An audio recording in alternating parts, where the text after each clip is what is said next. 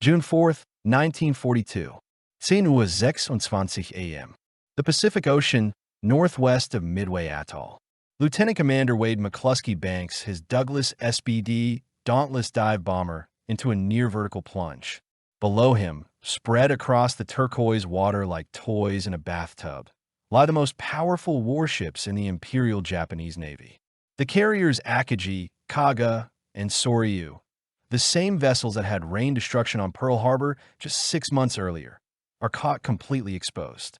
Their decks are crowded with fueled and armed aircraft.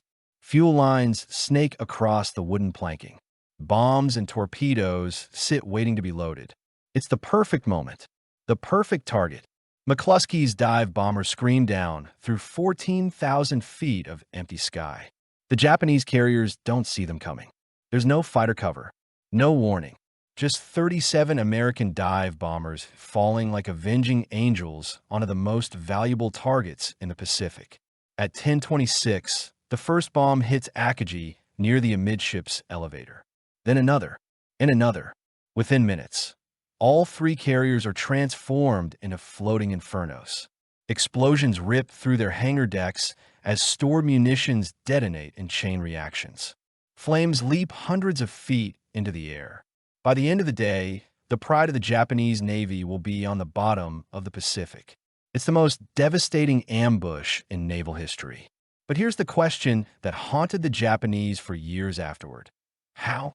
How did the Americans know exactly where the Japanese fleet would be? How did they know exactly when the attack would come? How did three American carriers manage to position themselves in the exact spot necessary to spring the perfect trap?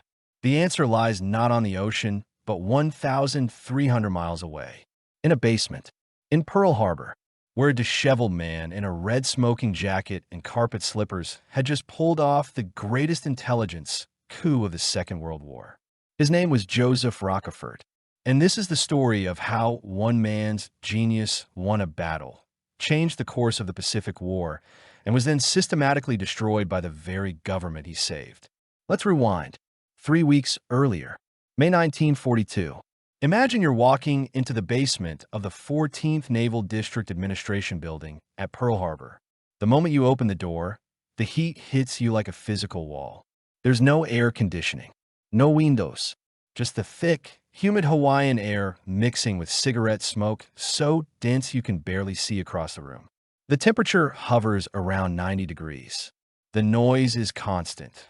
The clatter of IBM tabulating machines, the click-clack of typewriters, the low murmur of men arguing over intercepts in hushed tones.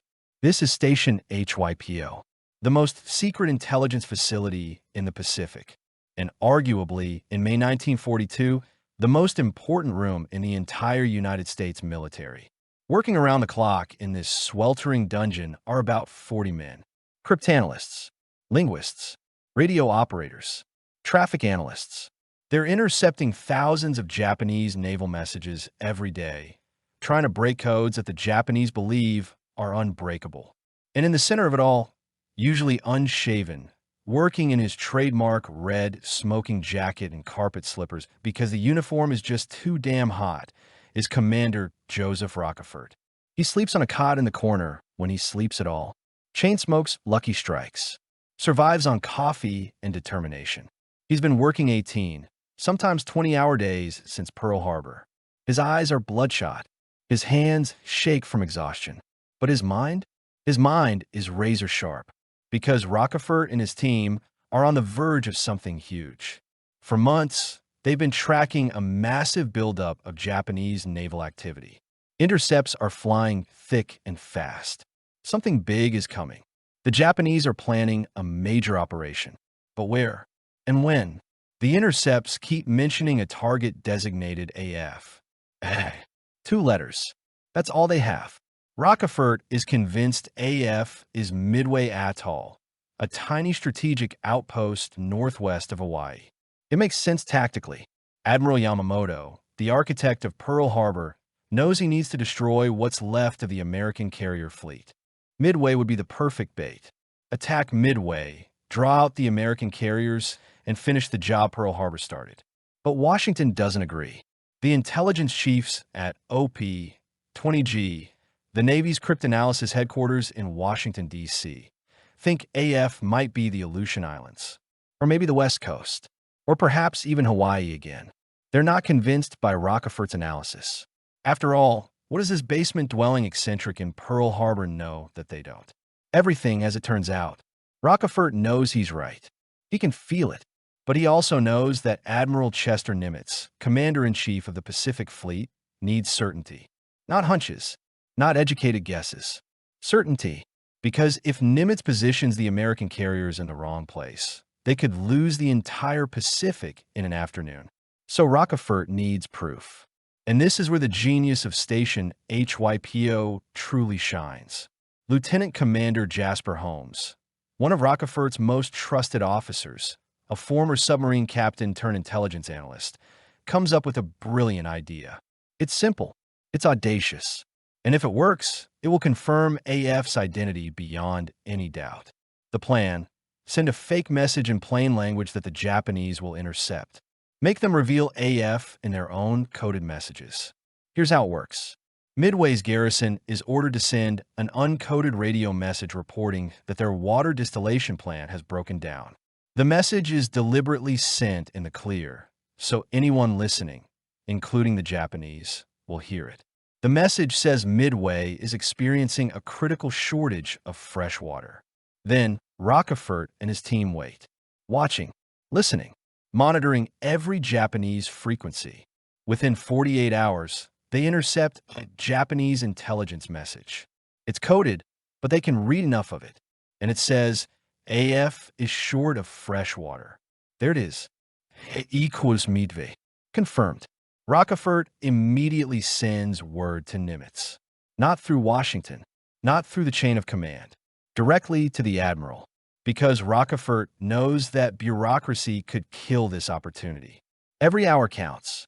Now they know where, but they still need to crack when. The Japanese Jan 25 naval code is fiendishly complex. It's not one code, but a series of codes that keep changing. 5-digit number groups that represent words or phrases, but those numbers are then enciphered again using random additives from a codebook. Breaking it requires mathematical genius, linguistic skill, intuition, and thousands of hours of painstaking work. But Rochefort's team has been chipping away at Jan 25 for months. They've built up a library of recovered code groups. They understand the patterns, the quirks, the way Japanese naval officers phrase their messages. And in late May, the puzzle pieces start falling into place. They recover a date, end day, the day of the attack. Through traffic analysis and partially recovered messages, they narrow it down. Early June, probably the 4th or 5th, they recover force compositions, multiple carrier divisions, battleships, cruisers, transport. This is going to be the largest naval operation in Japanese history. They recover attack plans. The Japanese will strike Midway at dawn, destroying the airfield and softening it up for invasion. Meanwhile, the main carrier force will be positioned to intercept and destroy any American carriers that respond. Rochefort takes all this intelligence, every intercept, every code break, every piece of analysis, and compiles it into a comprehensive report. He hand-delivers it to Nimitz. The report is stunningly accurate. It predicts the Japanese will attack Midway on June 4th. It identifies the composition of the Japanese fleet down to individual ship names. It even predicts the approach route and timing of the assault. Nimitz reads it, looks up at this disheveled, exhausted commander in the smoking jacket, and makes a decision that will change history. He believes him, not Washington, not the bureaucrats at OP-20G who are still arguing about whether AF is the Aleutians.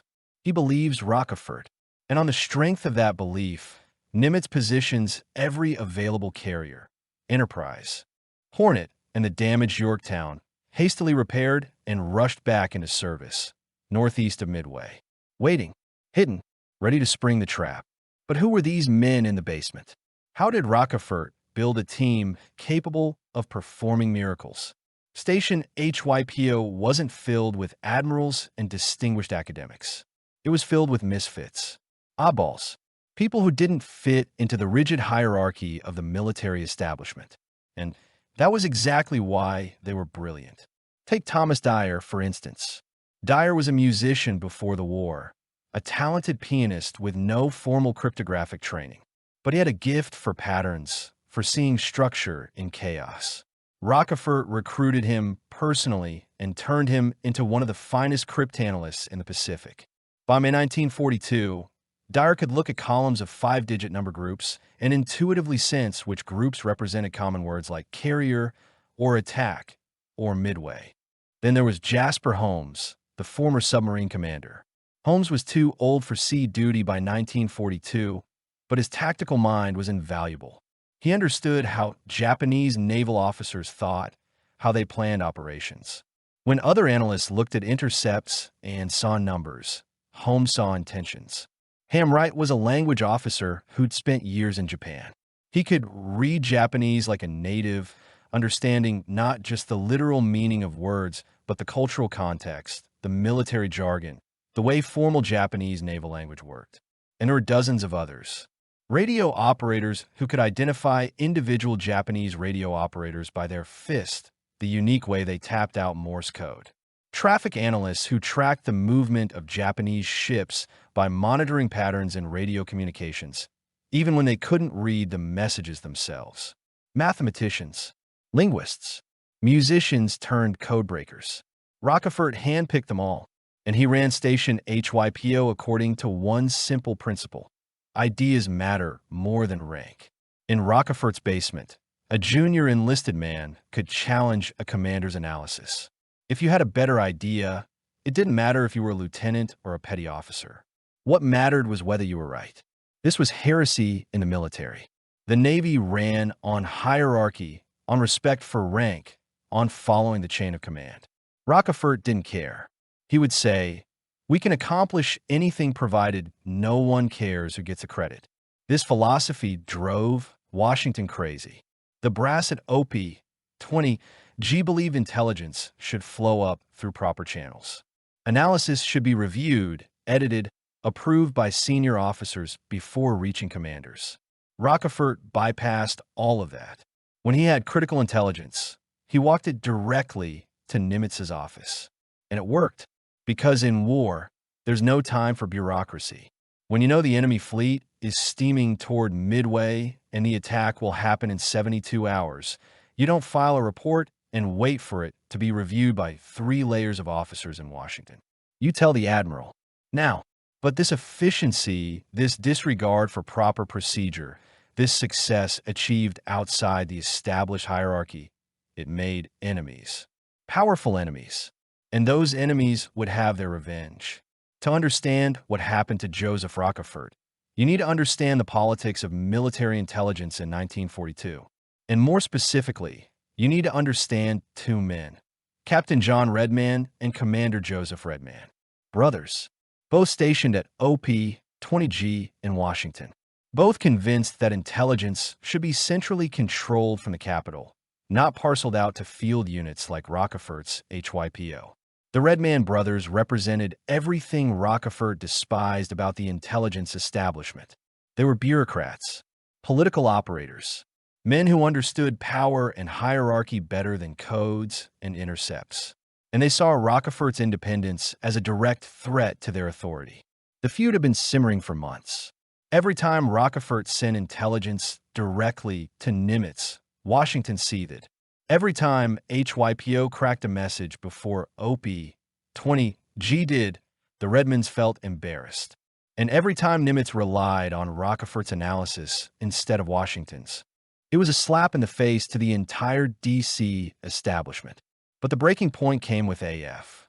When Rochefort reported that AF was Midway and the attack would come in early June, OP-20G pushed back hard. Their analysis suggested different targets. They questioned Rochefort's methodology. They argued that he was being too aggressive in his code breaking, filling in gaps with guesswork rather than certainty. Captain John Redman, who served on Admiral King's staff, King being the chief of naval operations, the highest-ranking officer in the U.S. Navy, made sure his doubts about Rochefort analysis reached the admiral's desk. Rochefort, meanwhile, was making claims that seemed almost impossible. He was telling Nimitz not just where the Japanese would attack, but when, with what forces, and along what routes. The level of detail was extraordinary. Too extraordinary, Washington thought. No one could break that much of Jan 25. Rochefort must be guessing. But he wasn't guessing. He and his team had spent 6 months living in that basement, working around the clock, building up their codebreak library, tracking every Japanese naval unit in the Pacific. They knew the Japanese Navy better than most Japanese admirals did. The water trick had proved AF was Midway. The subsequent intercepts confirmed the timeline. And when Rochefort presented his final intelligence summary to Nimitz on May 27th, he did so with absolute confidence. Nimitz believed him. Admiral King in Washington was skeptical, but allowed Nimitz to proceed. The carrier task forces deployed to their ambush positions northeast of Midway. And on June 4th, 1942, everything happened exactly as Rochefort had predicted. The Japanese struck Midway at dawn. The American carriers were waiting. McCluskey's dive bombers found the Japanese carriers at the exact moment they were most vulnerable. 4 Japanese carriers, Akagi, Kaga, Soryu, and Hiryu, sank. Japan lost hundreds of experienced pilots. The elite of the Japanese Naval Air Force was annihilated in a single day. It was the most decisive naval victory in American history. A victory built entirely on intelligence, on one man's genius and his team's relentless work. Rochefort expected recognition. A medal, perhaps. Certainly acknowledgement of Station HYPO's contribution. After all, his intelligence hadn't just helped win a battle. It had changed the trajectory of the entire Pacific War. What he got instead was betrayal. But before we get to that betrayal, we need to understand how Joseph Rochefort became the man who could think like a Japanese naval officer. Because that ability, that deep understanding of Japanese military culture and psychology, was what made his analysis so devastatingly accurate. Joseph John Rochefort was born in 1900 in Dayton, Ohio. He grew up middle class, unremarkable, showing no particular signs of genius. But he had one defining characteristic: ambition. When World War I broke out, Rochefort was desperate to join the fight. There was just one problem. He was 17 years old, so he lied about his age and enlisted in the U.S. Naval Reserve in 1918. By the time the Navy discovered his real age, the war was over and Rochefort had proven himself capable. They let him stay. After the war, Rochefort attended the Naval Academy briefly before transferring to a regular commission. He served on destroyers and cruisers through the 1920s, showing competence, but nothing extraordinary. He was smart, dedicated, but not marked for greatness. Then came the opportunity that would define his life. In 1925, the Navy selected Rochefort for language training in Japan. This was part of a far-sighted program to develop officers who could understand America's most likely future adversary in the Pacific. Rochefort spent 3 years in Japan, 1925 to 1928, living with Japanese families, studying at Japanese universities, immersing himself completely in the language and culture. And he fell in love with it. Rochefort became fluent in Japanese. Not just conversational, but truly fluent. He could read classical Japanese literature. He could understand the nuances of formal military language. He could think in Japanese. But more importantly, he began to understand how Japanese naval officers thought. Their training, their traditions, their tactical preferences, the way they approached problems. In Japanese military culture, there was enormous emphasis on offensive action, on decisive battle, on honorable death over shameful retreat. Understanding these cultural factors allowed Rochefort to predict Japanese strategy in ways that pure code-breaking never could. When he returned to the United States in 1928, Rochefort was assigned to naval intelligence. He spent the 1930s moving between code-breaking assignments and sea duty, gradually building his expertise in cryptanalysis while maintaining his connection to Japanese language and culture. By 1941, when he was appointed head of Station HYPO at Pearl Harbor, Rochefort was probably the most qualified officer in the U.S. Navy for the job. He combined 3 rare skills: expert code-breaking ability, fluency in Japanese, and a tactical mind that understood naval operations. This combination was devastating to Japanese secrecy. When Rochefort read a partially decrypted Japanese message, he wasn't just seeing random words. He was seeing intentions. When he analyzed radio traffic patterns, he wasn't just tracking ships. He was tracking Japanese operational thinking. He could look at fragmentary evidence and reconstruct entire battle plans because he understood the cultural and tactical logic that drove Japanese planning. This is what Washington never understood. They thought intelligence was about breaking codes, but Rochefort knew it was about understanding minds. And in May 1942, he understood Admiral Yamamoto's mind perfectly. He knew Yamamoto was aggressive, risk-taking, committed to decisive battle. He knew Yamamoto wouldn't waste time on minor objectives. He knew that after Pearl Harbor, Yamamoto would want to finish the job, destroy the American carriers, crush American morale, force a negotiated peace before American industrial might could turn the tide. Midway made perfect sense. It was the logical next move. The pieces of the puzzle all fit because Rochefort understood the mind that had created the puzzle. And that understanding saved America's Pacific Fleet. June 4th, 1942. The Battle of Midway unfolds exactly as Rochefort predicted. At 4:30 a.m., the Japanese carrier force launches its first strike against Midway, 108 aircraft. The American garrison on Midway has been reinforced based on Rochefort's intelligence, and they're ready. Marine fighters and anti-aircraft guns meet the Japanese attack. The Japanese manage to damage some installations, but Midway remains operational. Meanwhile, 30 miles northeast, Admiral Raymond Spruance commands Task Force 16, the carriers Enterprise and Hornet. 30 miles north of him, Rear Admiral Frank Jack Fletcher commands Task Force 17, the carrier Yorktown. They're positioned exactly where Rochefort told them the Japanese would be vulnerable. The Japanese carriers complete their Midway strike and begin recovering aircraft. This is when they're most vulnerable, planes on deck, fuel lines exposed, munitions being moved, and they have no idea the American carriers are anywhere nearby. Admiral Nagumo, commanding the Japanese carrier force, has assumed the Americans are still at Pearl Harbor or scattered across the Pacific. Rochefort's intelligence has given the Americans complete surprise. Multiple American strikes launch throughout the morning. Torpedo bombers go in first and are slaughtered. The Japanese fighter cover and anti-aircraft fire are devastating. Torpedo Squadron 8 from Hornet loses all 15 aircraft. Torpedo Squadron 6 from Enterprise loses 10 of 14 planes. The torpedo attacks accomplish nothing, but they accomplish everything, because while Japanese fighters are down at sea level, massacring the torpedo bombers, they're not up high where they need to be. At 10:22 a.m., Wade McCluskey's dive bombers from Enterprise arrive overhead at 14,000 feet. At the same moment, dive bombers from Yorktown approach from another direction. The Japanese have no fighters at altitude. The carriers are exposed. McCluskey selects Kaga. His squadron commander takes Akagi. Yorktown's bombers hit Soryu. For 6 minutes, American dive bombers plunge down onto the Japanese carriers in waves. Hit after hit after hit. Kaga takes 4 bombs. Akagi takes 2. Soryu takes 3. All 3 carriers erupt in flames. Secondary explosions rip through their hangar decks. The munitions and fuel that were being loaded onto aircraft detonate in massive fireballs. Within minutes, all 3 are burning uncontrollably.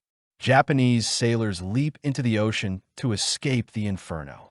By evening, Akagi, Kaga, and Soryu have sunk. The 4th Japanese carrier, Hiryu, launches a retaliatory strike that damages Yorktown, but is then found and destroyed by American dive bombers. By nightfall on June 4th, the Japanese have lost all 4 of their carriers and approximately 3,000 men, including many of their most experienced pilots. The Americans have lost Yorktown and about 300 men. It's the most lopsided naval victory in the history of warfare, and it's entirely due to intelligence. Nimitz positioned his carriers perfectly because Rochefort told him exactly where to go. The American forces achieved complete surprise because Rochefort had cracked Japanese intentions. The ambush worked because Rochefort understood Japanese tactical thinking.